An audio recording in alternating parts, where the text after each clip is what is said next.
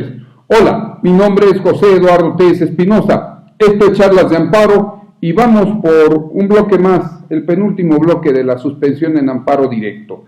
Durante los bloques anteriores hice referencia al contenido de los artículos 190 y 191 de la Ley de Amparo y los diversos criterios jurisprudenciales que existen sobre el mismo. En la parte final estuve hablando acerca de la suspensión en amparo directo.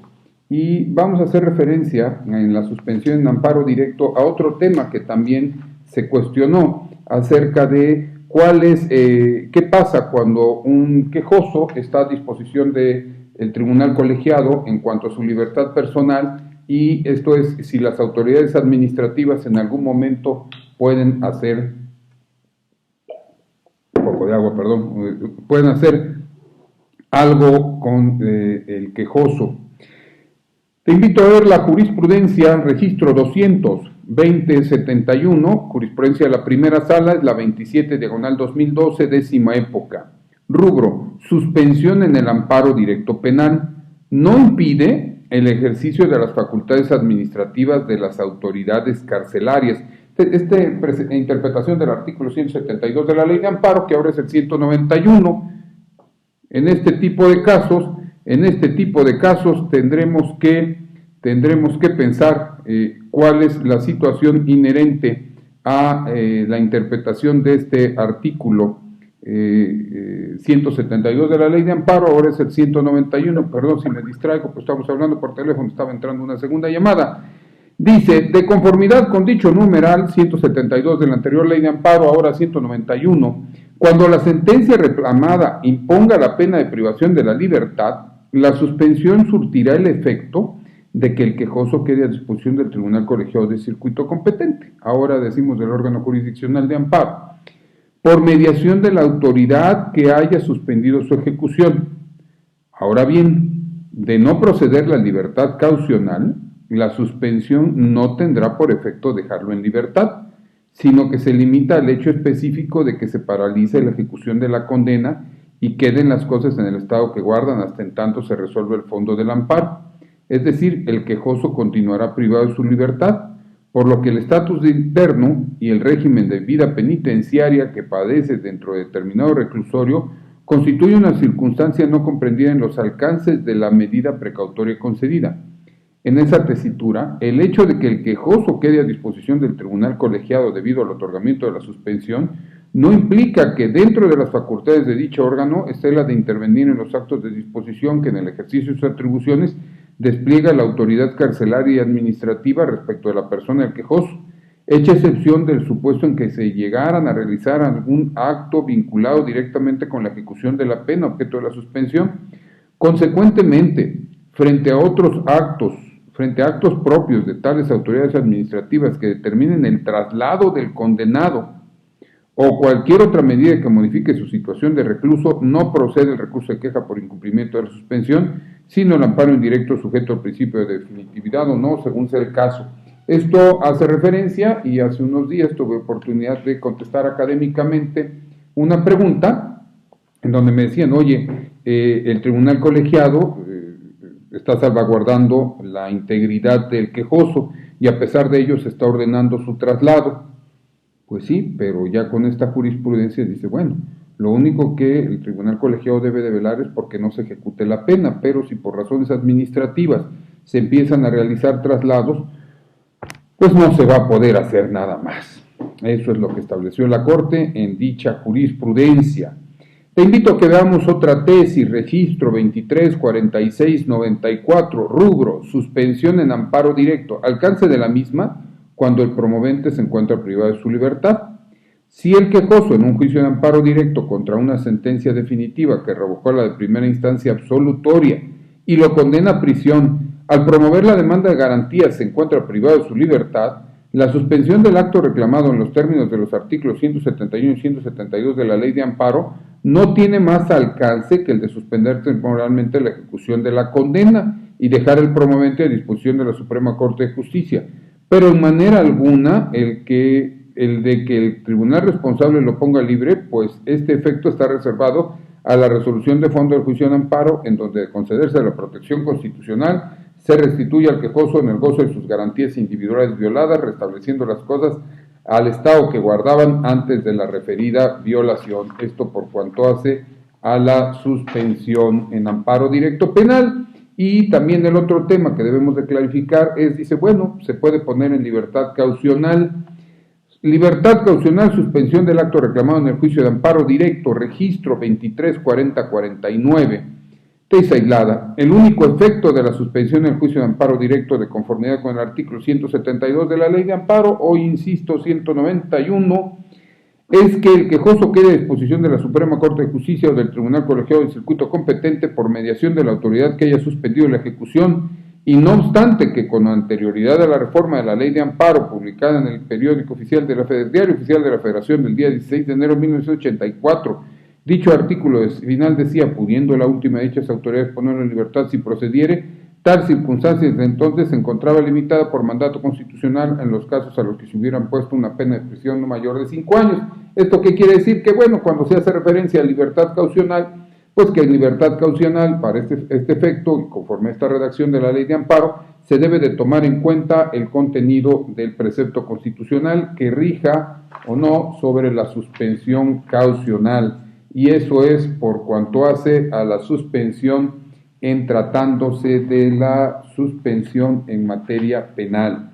Nos quedan algunos minutos, vale la pena que abundemos sobre temas relacionados, por ejemplo, con la suspensión en materia administrativa, la suspensión en materia civil y finalmente, pues volveremos a ver aquellos asuntos de la suspensión en materia laboral. Entonces, veamos, por ejemplo, en el tema de suspensión, la suspensión, a ver, un segundo, déjame, sí, ya estoy poniendo, me están pidiendo aquí datos. Entonces, la suspensión en amparo directo es indispensable. También hace unos días una persona, un seguidor, me cuesta trabajo decir todavía, seguidor de la página, tu servidor solamente José Eduardo Ortiz Espinosa, entre todos aprendemos, entre todos enseñamos. Esta es una labor académica, insisto, es una labor académica que se hace con mucho gusto a los que nos encanta el juicio de amparo y sobre todo que hemos tenido la bendición de poderle ir entendiendo pues de una manera sencilla. Entonces es muy agradable podértelo transmitir. Como ves, me encanta el amparo, me encanta estar charlando de él los fines de semana en los momentos en que las labores oficiales me lo permiten y siempre y cuando esté yo desempeñando esas labores.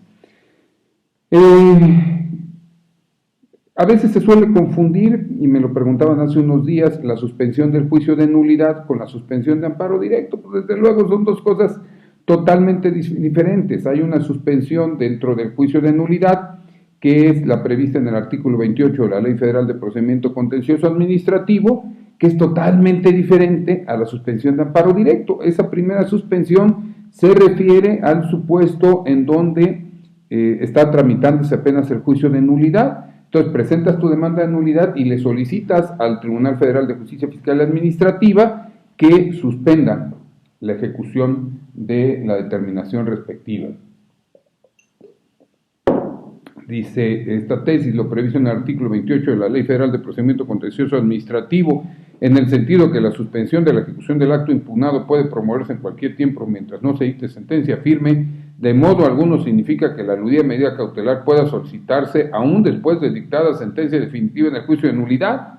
Pues es obvio que no, pues ya se terminó, ya que del proceso legislativo que dio origen a la norma en comento se advierte que el legislador expresamente señaló que la solicitud de suspensión podrá formularse desde la demanda o mediante escrito que se presente en cualquier tiempo hasta en tanto no se dicte sentencia definitiva, lo que es acorde con la naturaleza y finalidad de saber conservar la materia de la litis y evitar un daño irreparable al actor, cuestión que se corrobora al tener en cuenta que una vez dictada la sentencia definitiva, el Tribunal Federal de Justicia Fiscal y Administrativa agota su jurisdicción y por ende no podría ordenar la suspensión del acto administrativo combatido en esa instancia, menos aún cuando dicho fallo se impugnó a través del juicio de amparo, ya que en tal supuesto la medida cautelar debe solicitarse precisamente en tal medio de control constitucional.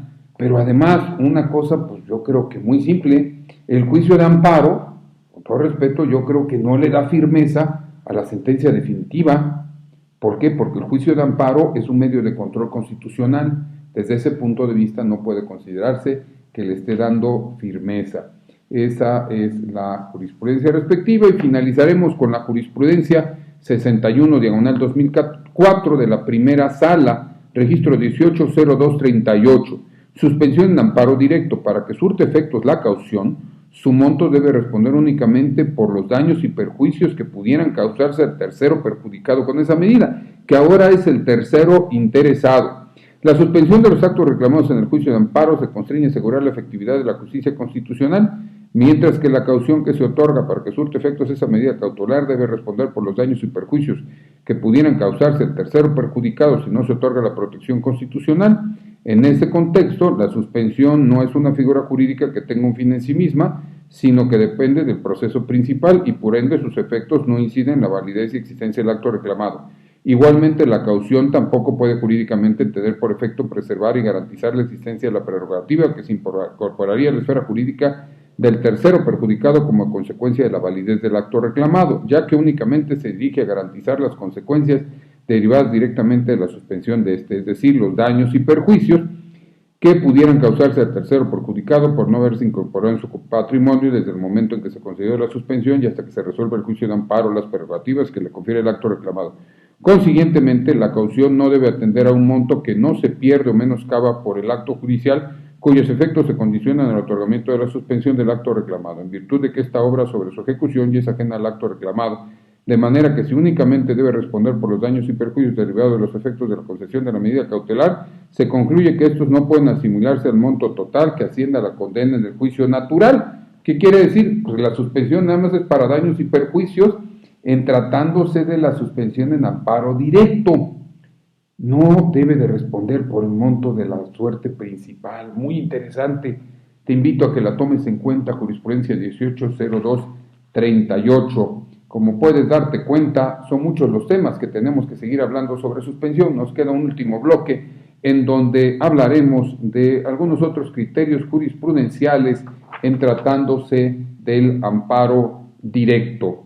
Yo mientras te seguiré invitando, te seguiré insistiendo a que estudiemos el juicio de amparo. Creo que si conocemos el juicio de amparo es un gran capital que vamos a llevar dentro de nosotros mismos.